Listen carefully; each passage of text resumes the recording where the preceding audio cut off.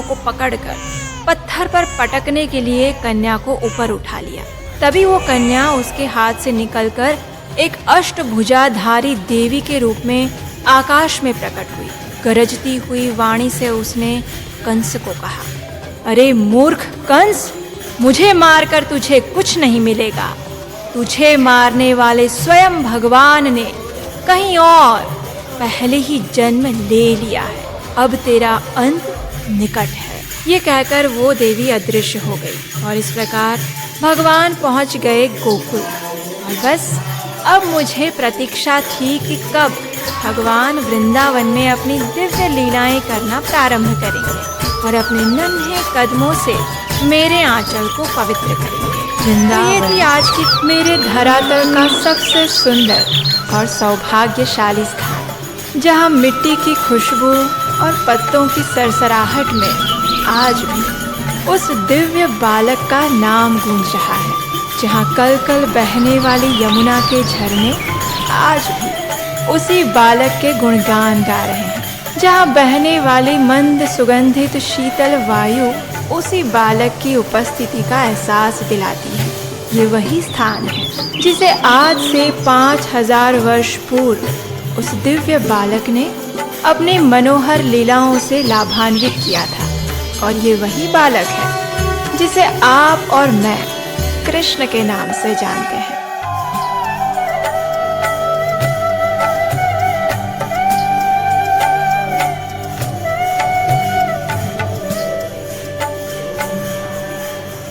मैं पृथ्वी हूँ। चलिए आज आपको उस कालखंड की यात्रा करवाते हुए लेकर चलती हूँ मेरे धरातल के सबसे पवित्र कोने में और मेरे जीवन काल के सबसे सौभाग्यशाली समय में। ये उस समय की बात है जब परम भगवान श्री कृष्ण ने मेरी मिट्टी के आंचल को अपने नन्हे कदमों से पावन किया था। जैसे ही गोकुल वासियों को पता चला कि गोकुल के राजा नंद महाराज के घर में पुत्र का जन्म हुआ है, तो उनकी खुशी का ठिकाना नहीं रहा। नंद महाराज और उनकी पत्नी यशोदा ने अपने पुत्र जन्म के अवसर पर एक भव्य उत्सव का आयोजन किया। सभी गोकुल वासियों ने उसमें अत्यंत उत्साह के साथ हिस्सा लिया। गर्ग मुनि ने उस बालक को नाम दिया था कृष्ण, यानी जो सबको आकर्षित करने वाला हो। सच ही तो है, ऐसा कौन जीव होगा जिसे कृष्ण से आकर्षण ना हो। तभी तो उसे प्रेम करने वालों के साथ साथ उससे दुश्मनी निभाने वालों की भी कहाँ कमी थी। और तभी तो उस समय के दुष्ट राजा कंस ने भी कृष्ण को मारने के लिए अनेक असुरों को भेजा था। मुझे अभी भी स्पष्ट रूप से याद है, कृष्ण जन्मोत्सव को समाप्त हुए अभी कुछ ही दिन हुए थे। नंद महाराज अपने गांव का कर जमा करने के लिए मथुरा गए हुए थे और पीछे से गोकुल में एक भयानक विपदा आई, और वो भी एक स्त्री के रूप में। कंस ने एक भयंकर राक्षसी पूतना को आदेश दिया कि वो पिछले 7 दिनों में जन्मे सभी बालकों को मार दे, जिसमें अगर उसका काल भी हो तो वो भी मारा जाए। पूतना एक खेचरी थी, यानी जो आकाश में उड़ सके ऐसी राक्षसी। उसके पास अनेक यौगिक शक्तियां थी और वो जो भी चाहे ऐसा रूप धारण कर सकती थी। कंस का आदेश पाते ही उसने मथुरा के आसपास के क्षेत्रों में अपना भयानक कृत्य करना प्रारंभ कर दिया और इस प्रकार शिशुओं की हत्या करते हुए एक दिन आकाश मार्ग से वो गोकुल में आ पहुंची। वो जानती थी कि यहाँ के राजा नंद महाराज के घर में अभी कुछ ही दिन पूर्व एक पुत्र ने जन्म लिया था, इसलिए अब वही उसका अगला शिकार था। लेकिन वो चालाक थी, इसलिए सरलता से अपने इस निम्न कार्य को पूरा करने के लिए उसने एक अत्यंत सुंदर स्त्री का स्वरूप धारण किया। आज भी मुझे उसका सुंदर स्वरूप याद है। उसने अपने केश बंध में सुंदर मालती पुष्पों को सजाया हुआ था। उसके स्तन और नितंब विशाल और सुदृढ़ थे, लेकिन उसकी कमर पतली और सुंदर थी। उसने सुंदर वस्त्र आभूषण धारण किए हुए थे और उसे देखकर सभी लोग आकर्षित हो गए थे, और विशेषकर पुरुषों की तो नजर उससे हट ही नहीं रही थी। गोपियों को लग रहा था कि हाथ में कमल पुष्प लिए मानो वो साक्षात लक्ष्मी देवी थी, जो अपने पति कृष्ण का दर्शन करने हेतु वैकुंठ से उतरकर गोकुल में आ गई थी। लेकिन मैं तो जानती थी ना कि आखिर ये एक दुष्ट राक्षसी थी जो अपने मलिन इरादे को मन में छिपाए कृष्ण को जहर पिलाने आई थी, और वो भी बिना किसी लज्जा के। वैसे आज के समय में मैंने पूतना से भी भयंकर लोगों को देखा है जो अपने शिशुओं की गर्भ में ही हत्या कर देते हैं, और इस बात का उन्हें कोई अफसोस भी नहीं होता। कम से कम पूतना ने अपने शिशु का तो वध नहीं ही किया होगा। वर्तमान समय में मनुष्य समाज का ये अद्भुत पतन देखकर मेरा हृदय कांप उठता है। पूतना भी उस दिन ऐसे ही निर्लज्ज बनकर नंद भवन में प्रवेश कर रही थी, और उसे किसी ने नहीं रोका क्योंकि वो अपना मूल स्वरूप छिपाकर आई थी। यशोदा और रोहिणी भी उसे मंत्रमुग्ध होकर देखते ही रह गए। अपने सुंदर स्वरूप के पीछे छिपी राक्षसी पूतना ने अपने स्तनों पर विष लगाया हुआ था, जिससे कि जैसे ही कृष्ण इसका पान करें तो उसकी मृत्यु हो जाए। अब कृष्ण और पूतना आमने सामने थे। जैसे ही पूतना ने कृष्ण को देखा तो उसे अनुभव हुआ कि ये कोई सामान्य बालक नहीं है, और उसी प्रकार जैसे ही कृष्ण ने पूतना के समक्ष देखा तो उन्हें अत्यंत क्रोध आ गया और उन्होंने अपनी आंखें बंद कर ली, क्योंकि वह निर्दोष शिशुओं की हत्या करती थी। पूतना ने कृष्ण को उठाया और अपने स्तनों का पान करवाने लगी। कृष्ण ने मजबूती से उसे पकड़ा हुआ था और दूध के साथ साथ कृष्ण उसके प्राण भी चूस रहे थे। पूतना को भयंकर पीड़ा होने लगी। वो जोर जोर से चिल्लाने लगी, छोड़ो मुझे, मैं मर गई, छोड़ो। उसकी चीखें मेरे कानों में गूंज रही थी और मेरे साथ साथ आसपास के सभी लोग और ऊपर के लोग कांप रहे थे। वो पसीने से तरबतर हो चुकी थी। उसकी आंखें फटकर खुल गई थी। उसका नकली वेश उतर गया था और वास्तविक राक्षसी का स्वरूप सबके समक्ष आ चुका था। चारों तरफ दौड़ भाग करती हुई, स्वयं को कृष्ण से छुड़ाने का प्रयास करती हुई पूतना आखिर जमीन पर गिर पड़ी। उसका विशालकाय शरीर 12 मील लंबा था।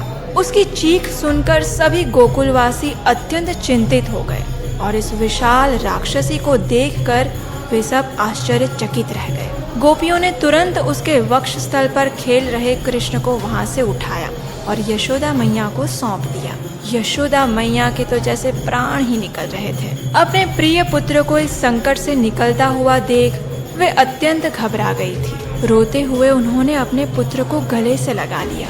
सभी गोपियों ने नन्हे कृष्ण को सुरक्षा प्रदान करने के लिए अच्छी तरह से गौमूत्र से नहलाया और भगवान विष्णु के मंत्रों का उच्चारण करने लगे। दूसरी ओर जब तक ये सारी घटना हुई तब तक नंद महाराज भी गोकुल से वापस आ चुके थे। उन्होंने जब इस राक्षसी के विशाल शरीर को देखा तो वे चिंतित हो उठे। उन्होंने कृष्ण को अपनी गोद में उठाया और उसका सिर चूमने लगे। गोकुलवासियों ने पूतना के मृत शरीर के टुकड़े कर दिए और लकड़ी की चिताएं बनाकर फिर उसे अग्निदाह दे दिया। जब पूतना के शरीर को जलाया जा रहा था तो उसके शरीर से अगरू जैसी दिव्य सुगंध निकलकर संपूर्ण वातावरण में फैल रही थी। उस समय मुझे बड़ा आश्चर्य हुआ कि आखिर एक राक्षसी के शरीर से ऐसी दिव्य सुगंध कैसे निकल सकती है। लेकिन फिर मुझे इसका जवाब तब मिला जब शुकदेव गोस्वामी इस कथा का वर्णन कर रहे थे। उन्होंने बताया, क्योंकि पूतना एक माता के रूप में कृष्ण को दूध पिलाने की इच्छा से भगवान के पास आई थी और उसकी इच्छा पूरी करते हुए भगवान ने उसका दूध पिया, इसलिए उसे माता का दर्जा देते हुए उसे मुक्ति प्राप्त हो चुकी थी। तो ऐसे हैं हमारे प्रिय श्री कृष्ण, जो अगर कोई गलत इच्छा से भी उनकी सेवा करें तब पर भी उन्हें सर्वोच्च गति प्रदान करते हैं। तो फिर उनके भक्तों के लिए तो वे क्या ही करेंगे, है ना? तभी तो श्रील शुकदेव गोस्वामी ने उद्धव के मुख से कहा था, अहो बकीयं स्तनकालकूटं जिघांसया पाय यदपि साधवी लेभे गतिं धात्र्युचितां ततोऽन्यं कं वा दयालुं शरणं व्रजेम। तो ये थी आज की कृष्णायन कथा।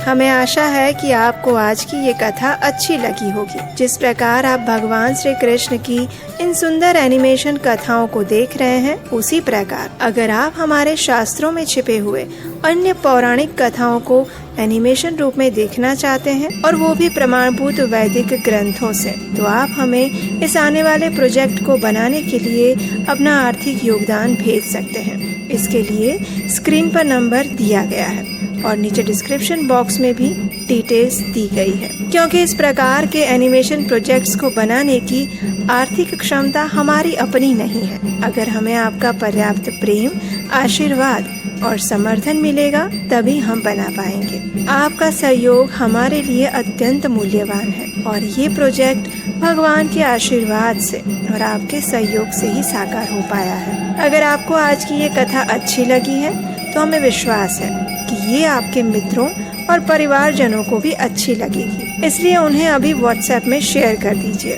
और आप क्या अपने इस चैनल को सब्सक्राइब करके रख लीजिए इस कथा का अगला भाग देखने के लिए। तो चलिए इस पवित्र कार्तिक मास में परम भगवान श्री कृष्ण की अधिक से अधिक कृपा एकत्रित करने का प्रयास करते हैं। अधिक हरे कृष्ण महामंत्र का जप करके, अधिक कथा का श्रवण करके और इन कथाओं को अधिक लोगों तक पहुंचाकर, तुलसी महारानी की सेवा और भगवान दामोदर को दीपदान अर्पित करके। क्योंकि जैसा कि आप जानते हैं, इस मास में किया गया कोई भी आध्यात्मिक कार्य आपको 1000 गुना अधिक फल प्रदान करता है। तो चलिए इस पवित्र कार्तिक मास को सफल बनाते हुए नन्हे से कृष्ण को अपने मन, मस्तिष्क और हृदय में सदैव धारण करके रखते हैं।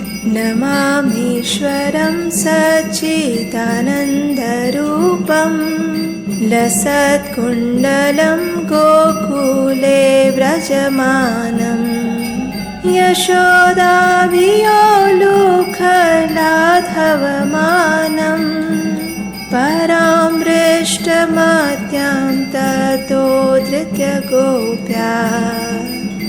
हरे कृष्ण।